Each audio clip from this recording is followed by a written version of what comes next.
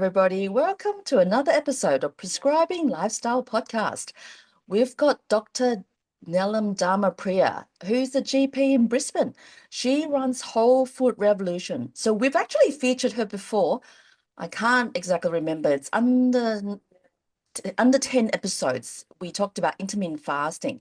So I've invited her to come on my podcast again to talk about nutrition and lifestyle, especially in this particular population in the South Asian and Asian population, because Dr. Nelum is from Sri Lanka and I'm Chinese, and we belong to this particular social background, which is so special in Australia that we embrace all the cultures.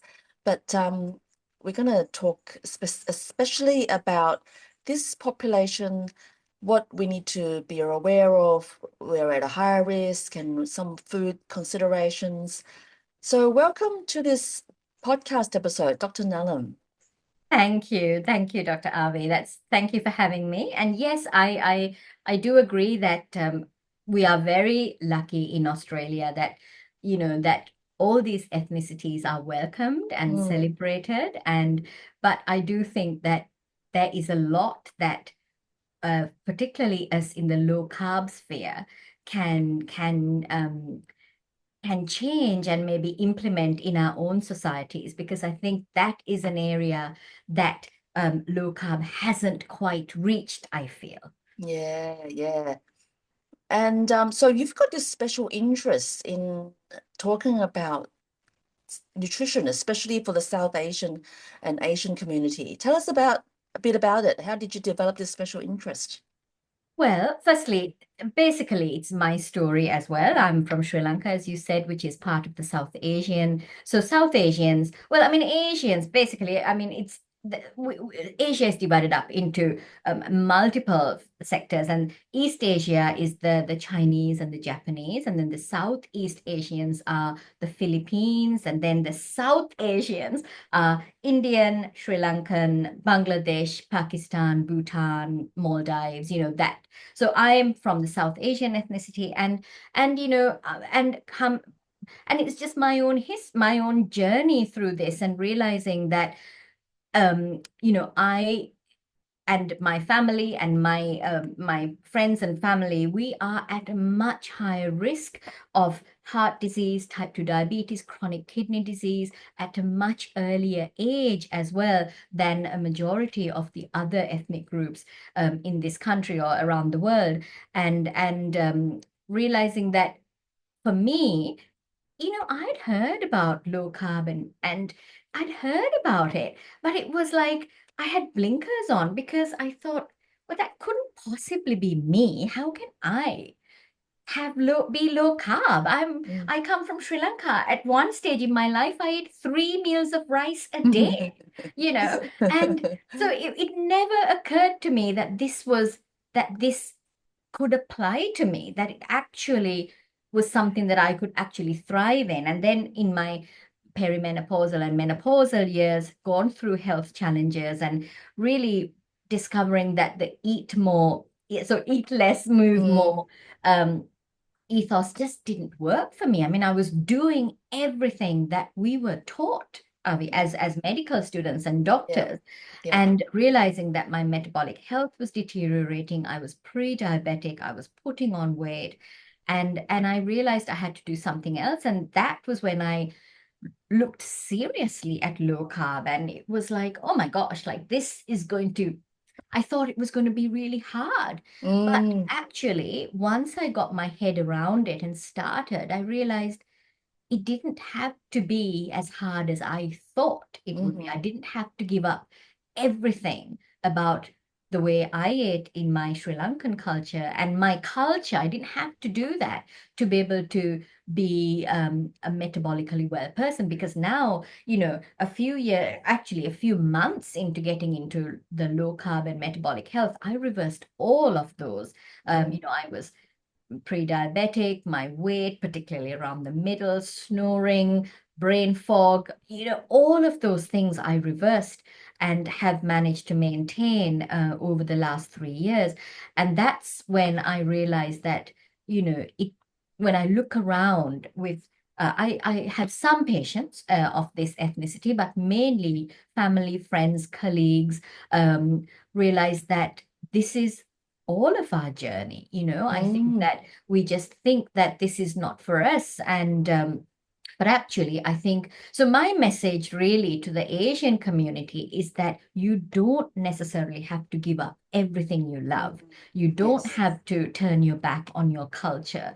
You can do you can, through just small changes through your diet and lifestyle, really improve your health and maintain metabolic well-being. So that is what I want to talk about, Mm, Avi, because I think we can. And you're the same, aren't you? yes, absolutely. Yeah, I embrace my Chinese culture. In fact, this morning I had congee and rice wrap with the prawn inside. So it really wasn't a low carb meal this morning because I caught up with my elderly parents. So Absolutely. I thought if majority of the time I'm low carb, once in a while, if I have a meal that's not low carb, I'm gonna be okay and my insulin will kick in and break down all the Yeah. carbs and I'll be fine. So again, I really resonated with you that we don't have to go 100%. We can still embrace our culture and we can work around it. There's so many things we can do. Even if we just cut down a bit of the rice and Mhm. prioritize protein and reduce the portions of the carbs and the sugar, that'll be a improvement. Massive Yeah, improvement. Yeah. And I think for me, the biggest kind of aha moment came when I saw those sugar infographics. yeah, yeah. That Dr. David Unwin. Yes, David Unwin, his sugar infographics that showed that 150 grams of cooked white rice, which is just this amount, breaks Yes, down into 10 teaspoons of sugar. And I mean, I have never in my life until now ever just eaten this amount of. just one handful. No, no. Yes. I mean, I would eat 3 or 4 times that. So that was the biggest shock. I was like, oh my gosh, I know. yeah. And we always have rice in the meals, and if it's not rice, it's going to be noodles or rice noodles or Or roti in our case, or yeah, something starch based, all our food. So that was my biggest aha moment, that, oh my goodness, I, no wonder I was where I was what my thought was, because of everything that I ate. And yes, then, as you said, cutting down, and it didn't mean I had to. I'm the same. For me, I have an 80% rule, that 80% of the time at home and when I can, I eat well, low mm-hmm, carb, and yeah, yeah, all of that. But if mm-hmm, I'm out and about, mm-hmm, like this weekend, I was in Melbourne visiting my sister and my son, mm-hmm, and we had, and some Sri Lankan friends, and we had Sri Lankan food, and I yeah, enjoyed it, and I don't great, regret it. But when I'm home, I really try, and prioritizing protein. I think that yeah, is the key. I think, really, yes, because I think it's really hard to ask someone to cut down on the carbs if they don't actually prioritize protein, because they get hungry, right? yeah, So I think yeah, if you absolutely, prioritize protein and some of the good fats that come with whole foods, real foods, then that keeps you full, and therefore you may not need as much of the starchy bases that we tend to yes. eat. Yeah. Yeah, yeah, absolutely. So yeah, before we started recording, we talked about the protein and the Indian quite often don't eat enough meat and they might be vegetarian. How do you advise those people to prioritize protein? It is difficult. I mean, there's still plant-based proteins Hmm. available, and quite a number of, the lentils, the legumes, the tofu, the tempeh, all of that has protein in it. But we do appreciate that plant-based proteins, um, are not as good quality as animal-based proteins, because at the end of the day, as humans, we are of the animal realm. Yeah. So that is what really is suited to us. But, I do understand there are ethical and cultural and religious Hmm. reasons why people would choose to not eat animal foods. But Hmm. it comes, I think, at a cost, because plant proteins, yes, things like quinoa, for instance, and the other thing about plant proteins is that protein, as you know, is made up of amino acids, and there Yes. are 20 essential amino acids, no, 9 essential amino acids. Mhm. And these amino acids are available in animal protein, in all animal proteins, Mhm. and in the amount that is required, and the quality that is required. But in Mhm. plant proteins, not all of them, apart from, I think, quinoa and tofu, all other plant proteins have at least one amino acid missing. So, Mm. so I think it is really important, if you are not eating animal proteins, that you're aware of this and that you combine your protein so that you get all those essential amino acids. Because without those essential amino acids, you simply can't build protein. Yes, absolutely. Yes. So, and the other thing is that all of the plant proteins come with higher amount of carbohydrate. So Yes. I think vegetarians, whether South Asian, Asian, or whatever background, vegetarians also cannot generally go fully low carb. They can't go to the extent of low carb, like keto, or I think they can, but it's very difficult. Mm. Difficult, and it's difficult to maintain. So I think they also have to compromise, and kind of it is possible, but I think it is hard to do. Um, Yes. yeah, Yeah, absolutely. And protein makes us satiated, keeps us full, and it's also so important to build for muscle and bones. yes, And absolutely. yeah, so I think it is so important for these cultures to prioritize our protein, and it is absolutely so difficult for vegetarian and vegan And I mean, cultures. the other thing, I don't know whether you're aware, I'm not sure about the East Asian Mm. ethnicities, but the South Asian particularly have the lowest muscle mass Yes, in the world, and also are the laziest ethnicity. So really. do not exercise.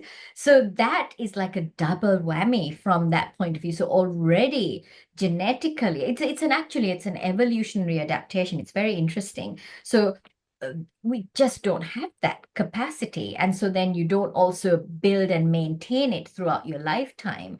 So that is another reason why this ethnic group is so prone to metabolic dysfunction, Mm. heart disease, type 2 diabetes, chronic kidney disease, it's all of it. Yeah, yeah. And some listeners might not be aware there's a thing called TOFI. Yeah. So TOFI is thin on the outside, fat on the inside. And I actually tell my mum all the time that we have to be careful that we often don't show it that we're fat on the outside. So we're fat on the inside and we don't show it. So all the Chinese look very skinny, and Yes. but we've still got so many people diabetic and then actually fat on the inside. And I think the Indians and South Asians are just the same. Just the same. We don't show it on the outside. Yes.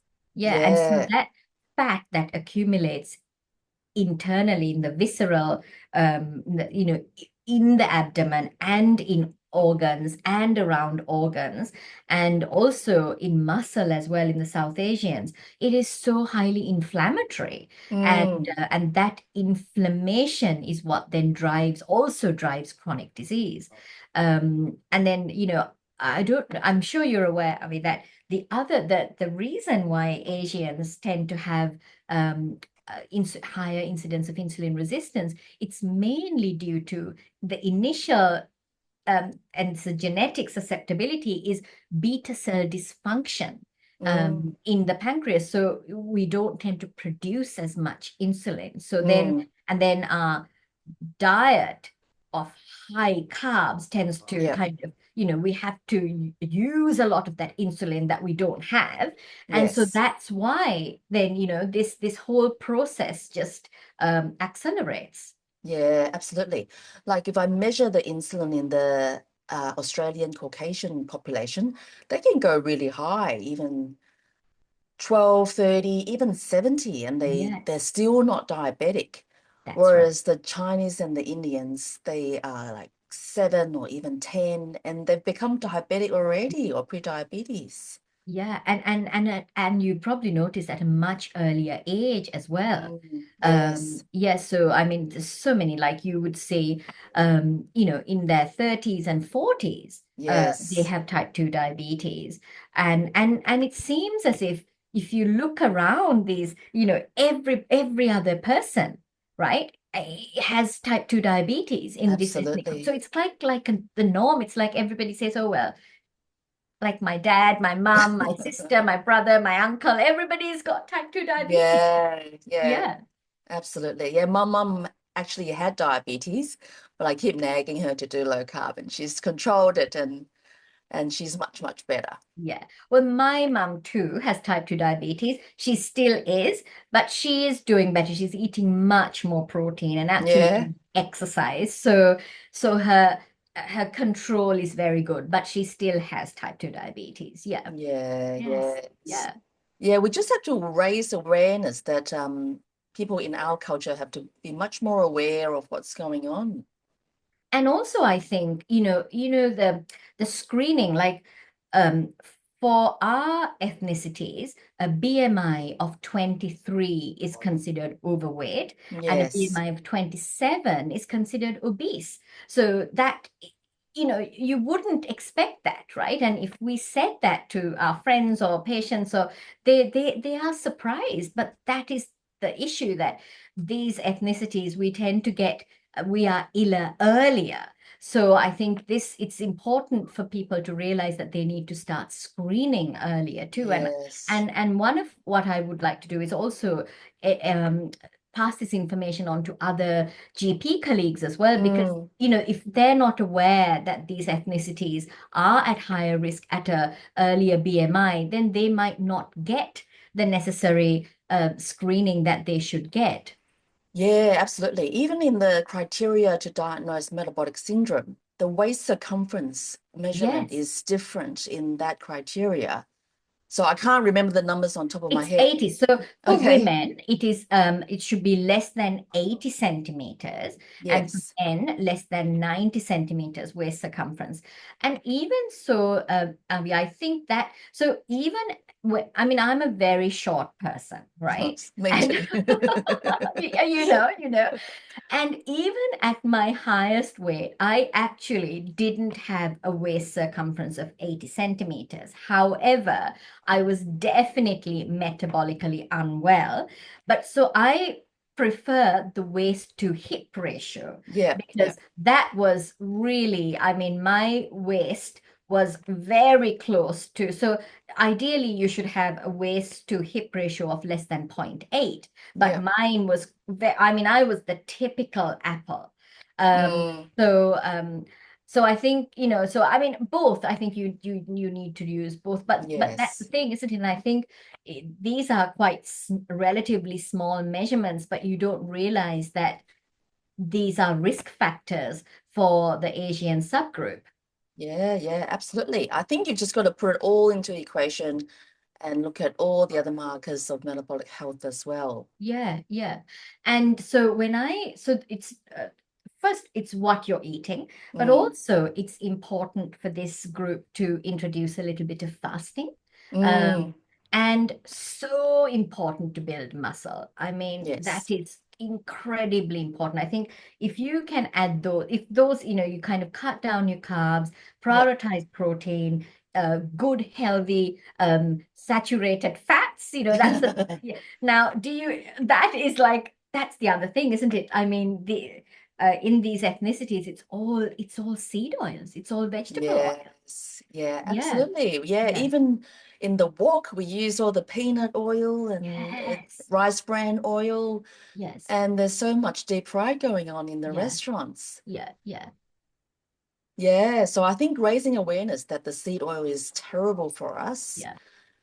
And I just remembered going to Singapore and Hong Kong, going out for eating. They just eat all the time. They have non-stop eating. They have so much desserts and drinks and sugary bubble tea that because it's hot in Singapore and Yes. Yes. Malaysia, they Yes. want sugary cold drinks all the time. There's always a juicing machine around the corner.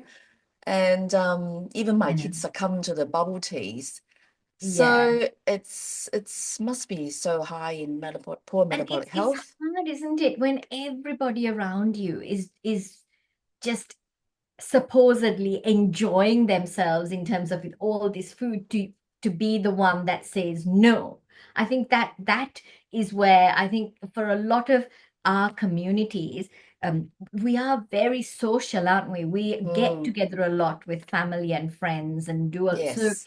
that also I think is difficult. So if you're trying to do some kind of have this be a little bit more careful and have this lifestyle, but then you have this social network that encourages all of this. I think it's again really hard to yeah, but one by one I think I've definitely had success with this, but it's slow. It's slow, for patients and for my friends and family that have started on this. It takes a while, it takes persistence and perseverance, but definitely there are, I mean, for me and for you, I know that, Yes. we have had significant success and yeah, that's right.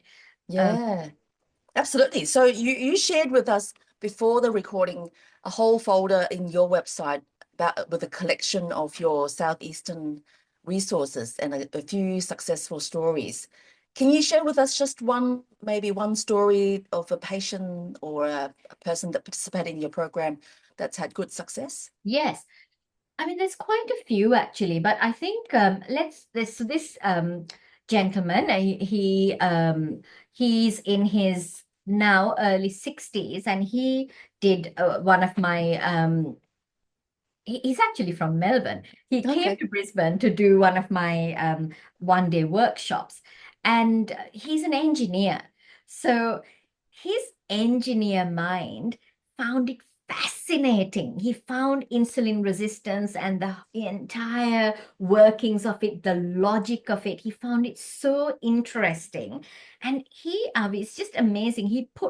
It was like it just fit into his and he could put all of this into practice. And prior to coming, he was told that he had high cholesterol, as Mm, most South Asians are told. He yeah. had high blood pressure. His GP was worried about his cardiac risk. Hmm. Um, but because of all of this, I don't think he actually had any diagnoses, but there was all of this in terms of the what prompted him to come was his GP had said, we're going to have to start you on medication, Mm, cholesterol medication, blood pressure medication, and we have to refer you to a cardiologist to assess your further risk. So he came, he listened, he read, he found this all fascinating, and then he put it all together, and I think again 3 to 6 months later he'd reversed. So whatever his coronary calcium score came back zero anyway, but mm, his lipid profile improved in terms of what we're looking at. His HDL improved, his triglycerides went down, his mm, blood pressure went down. He mm, lost 6 kilograms, mm, I think within about 3 or 4 months, mm, and he says he does a lot of yoga as well, and he says I think he's in his early 60s that he's mm, fitter than he mm, has been ever. And he's such an advocate. He helps his friends with this. He has people who have diabetes who talk to him about these. But it's like a walking advert for how this could be. Amazing. And yeah, so there are definitely people who have succeeded, and I do Yep. think that you have to have for him for him it was the understanding the science. Mm, I think mm, for that engineering mind, it just and what he said to me was that I know it for myself. I don't mm, now need to ask other people. And I mm, think that was really helpful for him. So I think, yeah. And then more recently, a lady, again, she's in her mid 60s. mm. And the reason she did, because we have a program, like a 16-week online course that we do. Yep. And that's we go through all of metabolic health, not just the Mm, food, but you sleep, stress, exercise, all of that. yep. And she came, it's an interesting story. Her daughter is a doctor. Okay. and and because of her South Asian ethnicity, and the cholesterol, because that's what South Asians are very, very worried Yes, about. that's right. The daughter had said, I'm really, really worried about you. And she'd kind of been following some of what I had been saying for a Mm, while. mm. But because of this, there, as traditionally, I mean, you and I were trained as, in traditionally with the dietary guidelines Yep. as what that's what we were taught. So Mm-hmm. that's how her daughter was taught as well. Mm-hmm. So she struggled with this what she was hearing from me and what her daughter was saying. So Mm, she came on board to really understand for herself. So she did this 16-week course, and really what she got out of that was the mindset stuff, because yes. that is not something that a lot of, um, um, I think, Asians think about very much. Mm, So yep. for her, this understanding about how the mindset can impact Mm, metabolic health, about, all of this thing that we talk about, stress, and she has a lot of stress. She cares, like we say, cares for an elderly parent. She mm-hmm. still has, she looks after her grandchildren. She's working full time. Mm-hmm. There's a lot going on. So that, and really it helped her to prioritize things and to get herself into a place where she prioritized her health. Mm, And that was very useful for her, because that then meant that she wasn't constantly feeling pressure to do something that didn't necessarily want to do. yep. So I think, yeah, I think there's so many aspects. And yeah, and for her, she really used fasting. Okay. Fasting was a very good tool for her because she works full time. She felt it was much easier for her. So I think she would fast a few days a week, like a 24-hour fast, a couple of Oh, days wow. a week. Okay. And then, her husband also joined her. So it was I think because he was also so supportive, that was Yep. very helpful as well. Um, but yeah, Awesome. so Fantastic. it's very rewarding when people do make changes. But I mean, listen, with this group, it's not nothing. It is something that they do need to carry on. It's not a short-term thing. It's a Yeah. lifelong process, Yeah. because the pressures, I think, externally from family, Mm, from cultural side, is very great. So it's constantly keeping on top of that.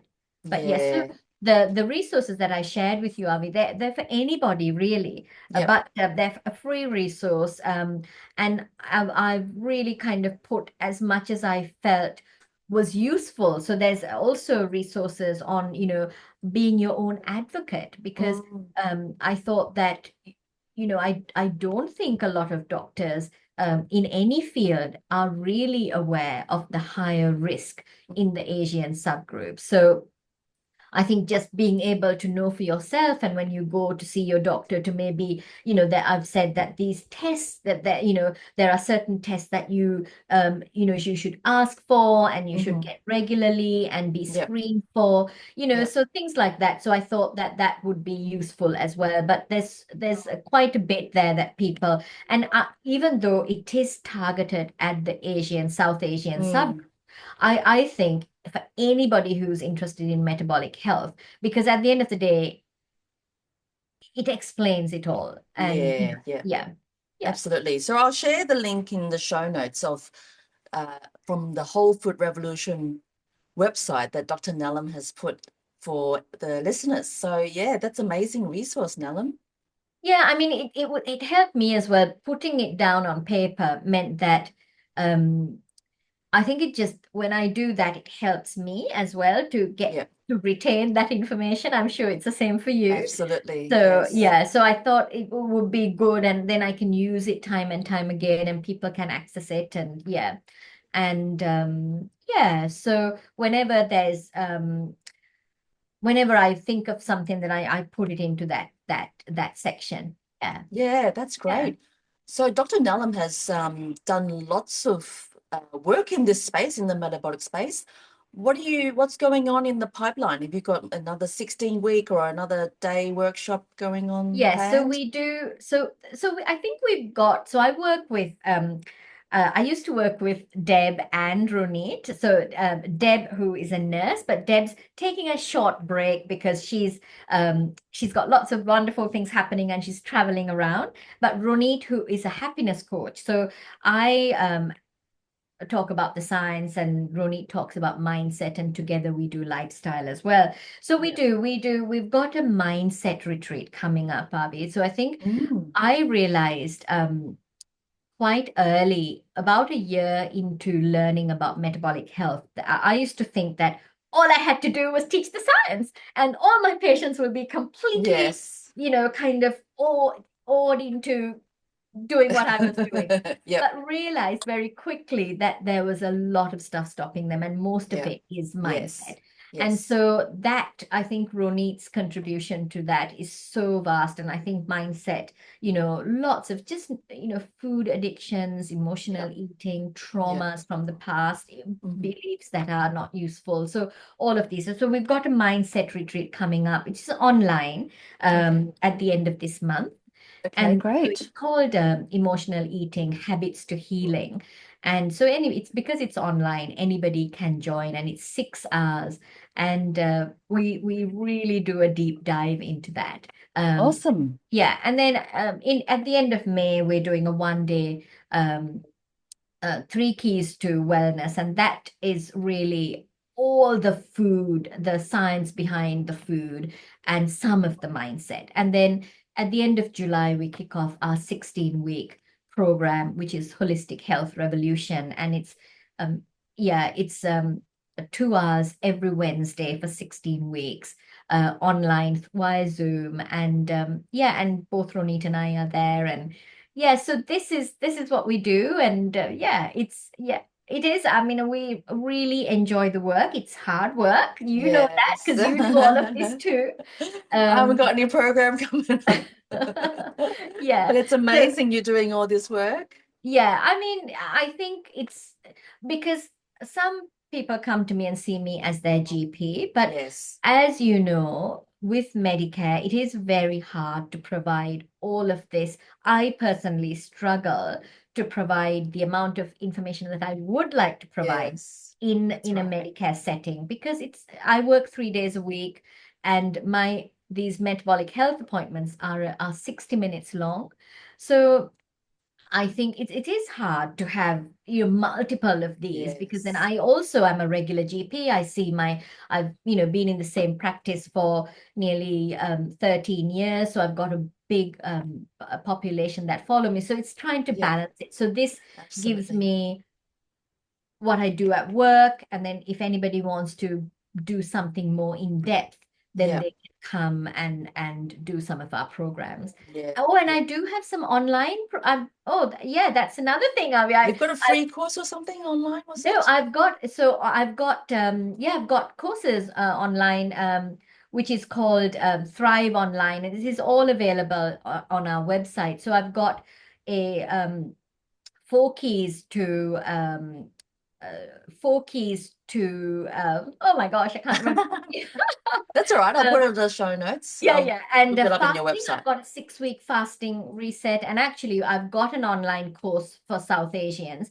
And Yeah. Asians will also benefit from this because it is very much a similar Mm. set of circumstances.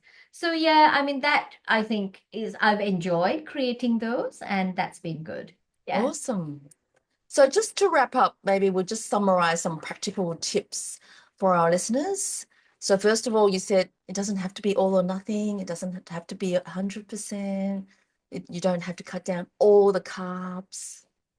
But you do need to cut down carbs, and it is important. And things like from a South Asian point of view, like a fried rice made out of butter, ghee, coconut oil with eggs and vegetables, if and meat if you're a meat eater, Mm, and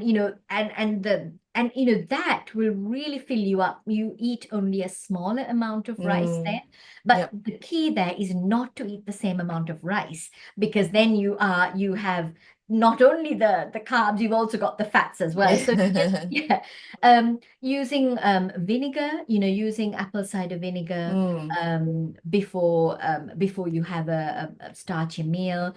The Japanese do that a lot. I don't know whether the mm, Chinese do that. Yeah, and so that would be very useful. Cooling rice mm, before you reheat it yep. also kind of reduces the glycemic response.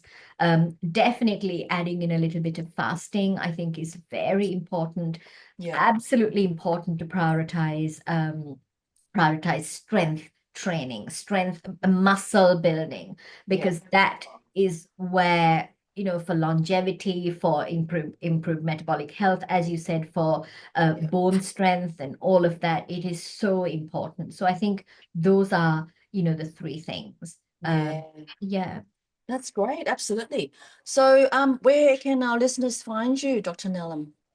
So Whole Food Revolution website. So you'll put the link on there. Yes, I'll put on the And link. then we have Whole Food Revolution Facebook page and a Whole Food Revolution community. Mm-hmm. And actually, we actually have started releasing some YouTube clips as well. Ah, So we do have a Whole Food Revolution YouTube channel now. yep.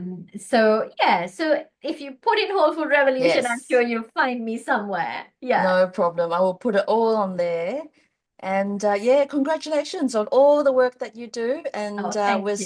certainly in the same space, working very hard to hopefully improve one person at a time. Absolutely.